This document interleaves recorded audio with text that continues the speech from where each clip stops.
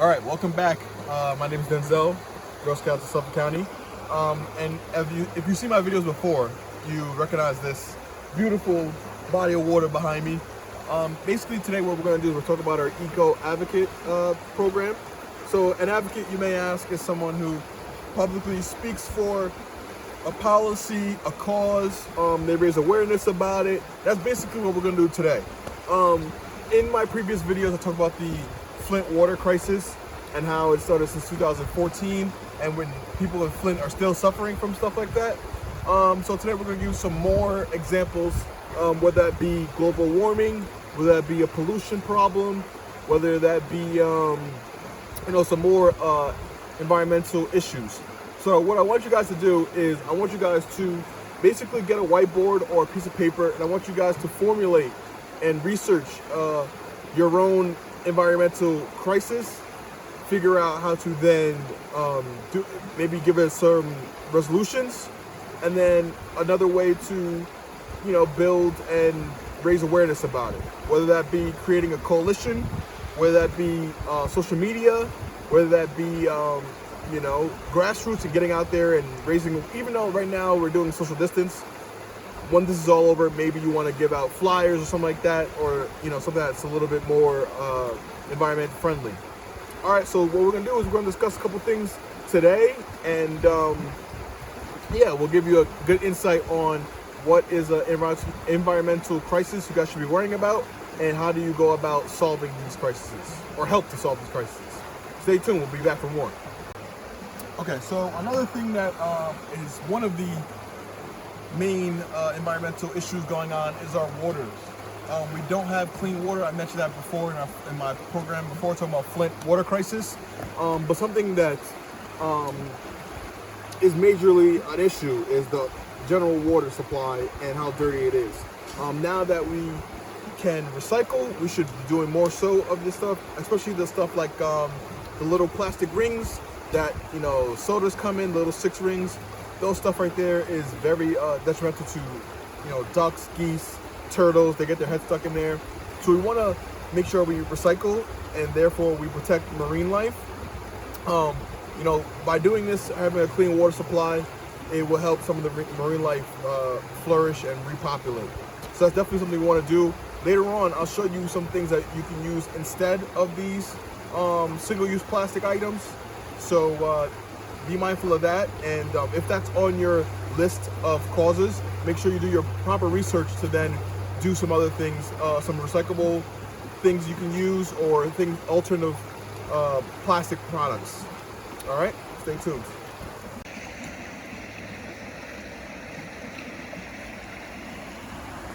So you just saw one of Earth's most protected insects, animals, is the bee. Bees are very important.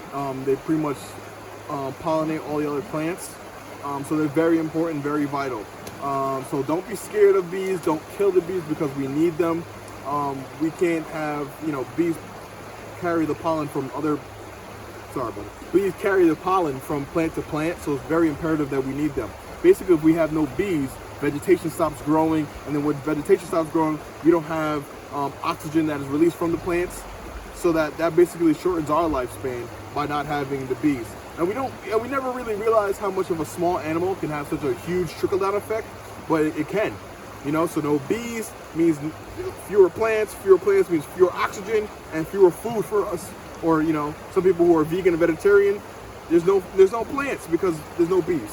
So definitely protect the bees out there if you can. I know some people have beehives and a tower full of bees and no beekeeper. Those are very sacred to us, so we gotta protect the bees at all costs.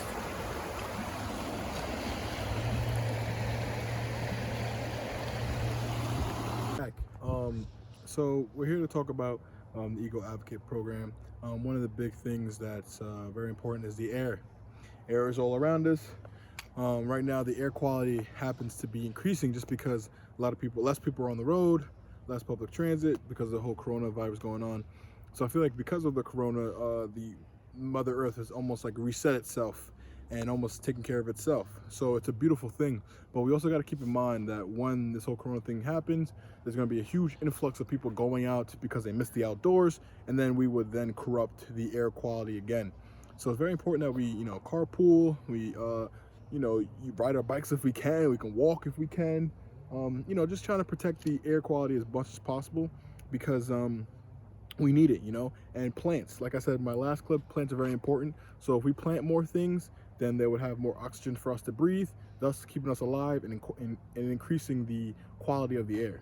So it's very important to keep those things in mind, and that hopefully that will keep us around planet Earth much longer. So another major crisis that we're going through environmentally is the global warming. It's a big thing. A lot of people talk about it. Basically how our summers are getting colder and our winters are getting warmer. Snows in April and it's warm in January. Huge problem. Some people may enjoy it, but I thoroughly do not. So the only way we can get rid of this is being mindful of our carbon footprint. By that I mean basically being mindful of the damage that you're causing to the Mother Earth, and just decreasing that and raising awareness on how to prevent your deeper carbon footprint. Basically, it's like I said before, carpooling, and with the air quality, it's carpooling. Making sure that you use recycle, making sure that you are mindful of the things that you use that are harmful to the Mother Earth, and being conscious of that. So what I want you guys to do is that I want you guys to, like I said, create your vision board, or on a whiteboard or a piece of paper, and pretty much come up with your environmental issue you want to tackle. Do some research on it. Maybe if you want to get a coalition or build a team around it that supports the same message you have, which is very important, because this right now, while we're quarantined and stuff like that, we can still have Zoom meetings, still have Skype, FaceTime. You can still have a team meeting over the web and talk about all your issues and agendas.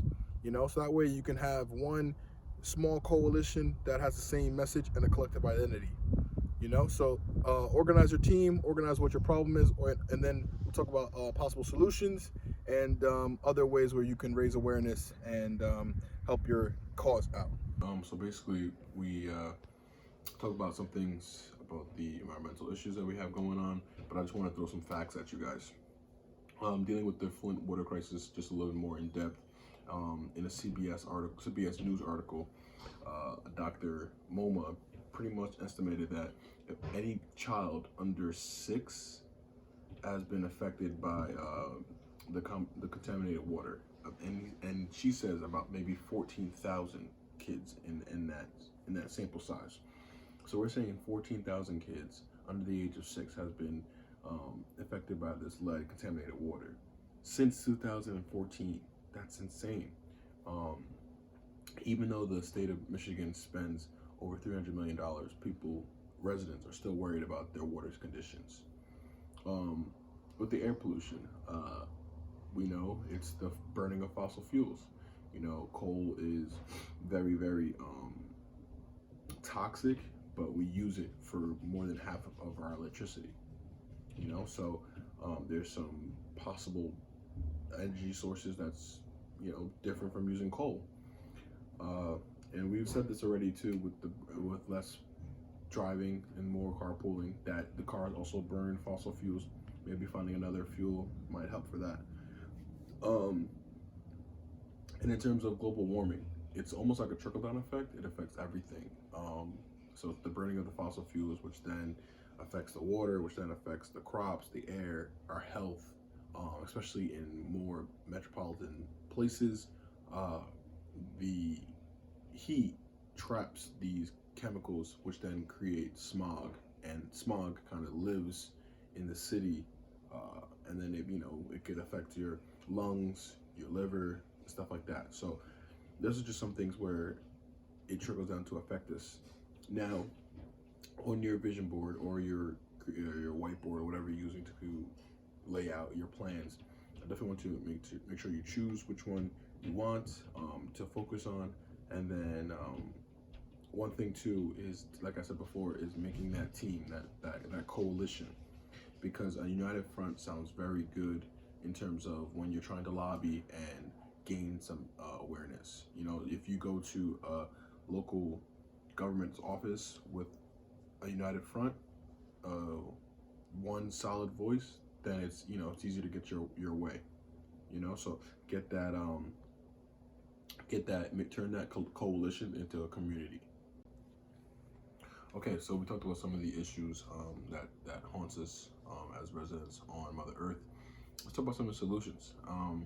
In terms of air pollution and burning of the fossil fuels, maybe we need another energy source.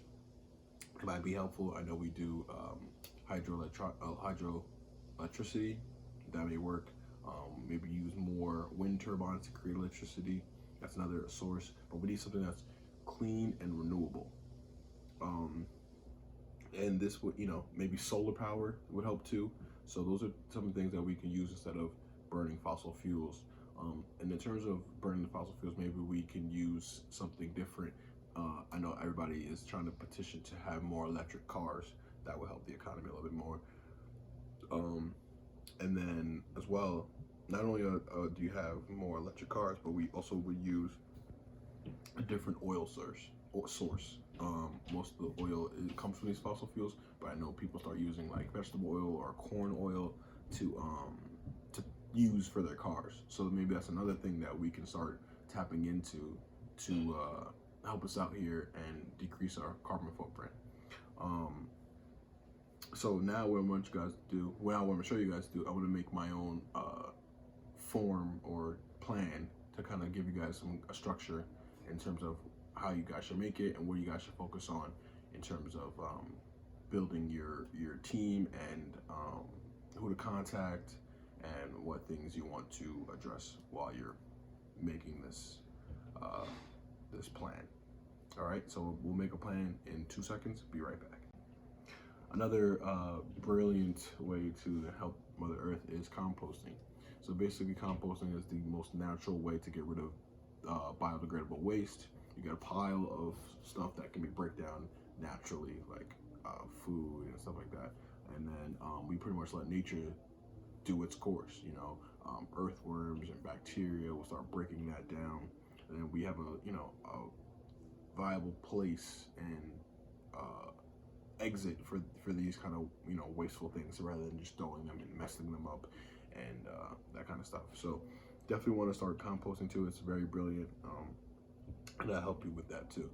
And the thing is just, like I said before, if you're not, most people are not going to be pretty interested. So you would have to make your team, and you have to make sure that you guys are interested. Because if you're not going to be interested about your neighborhood, who will be? So that's why you need to partner up with civil associations, your neighbors, and then really go talk to your local government and see what you can do. Because if you won't protect Mother Earth, who will? We listed some of the global crisis going on in the world right now. We list some solutions. Now I want to show you how you can plan to attack this. So if you haven't created your whiteboard yet, maybe you're waiting for us or waiting for me. This is how I would do it if I was you. It's just a suggestion. You can do it however way you want it. But I broke it down to 4 phases. Pretty much the first phase is identify the global problem. Research the harms of the issue, where and how does it affect the people, how long have people been affected by this crisis, and what have people done to try to solve it, right? So now once you identify your problem, you've done your little research about it, what you then want to do is you want to go into phase 2, which is build your team. This is pretty much find people who are equally passionate into the environment as you are, into saving this particular problem as you are. You could brainstorm collectively. Also, in this, once you have a team, don't be afraid to delegate, because you guys have a lot of numbers, or maybe you can divide and conquer on specific tasks.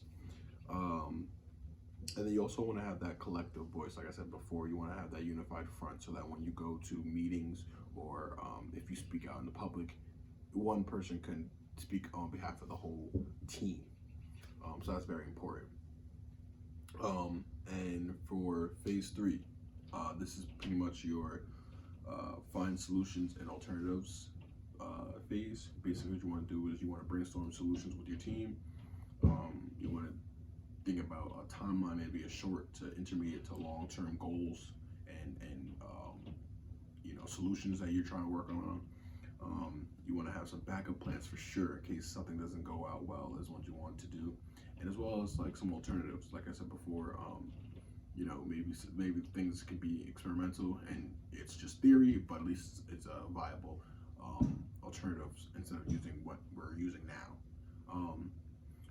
So then we're going to phase four, which is your take action, the most important part. This is where all the groundwork is laid down. Basically, you want to raise awareness, whether that be in your neighborhood, whether that be on social media. You want to meet with your local businesses, your local politicians, local government, or civic associations. And then maybe, like I said before, maybe use Zoom or Skype or something like that, so you can organize maybe weekly meetings with just your team, and then maybe you can organize a weekly meeting where it's interactive with you in the public, with you in the community. So this way you could have almost like town meetings on Zoom, and this way it helps because you get the other things that everybody else, the focuses that the residents are worried about, as well as ways to kind of help them and what the people want. So those are a couple of things that you guys can find, just different steps into way to attack the issue that's going on that you choose. And as an appreciation for National Volunteer Month, I want you guys to do something special for your leaders. Maybe you guys can recycle maybe like plastic or old cardboard, and I want you guys to make a message for your leaders to let you know how much you appreciate them and how much you wouldn't be here without them. And and it also helps Mother Earth by recycling as well. So definitely want to see your submit your plans.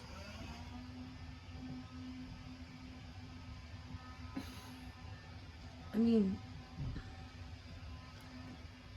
just keep going. You could snip it. It's not that loud. You think so?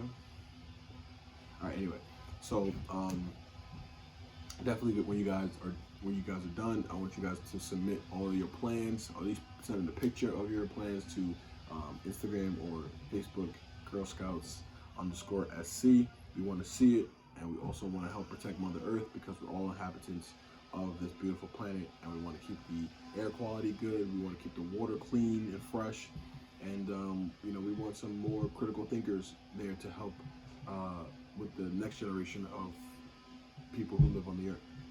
All right, thank you.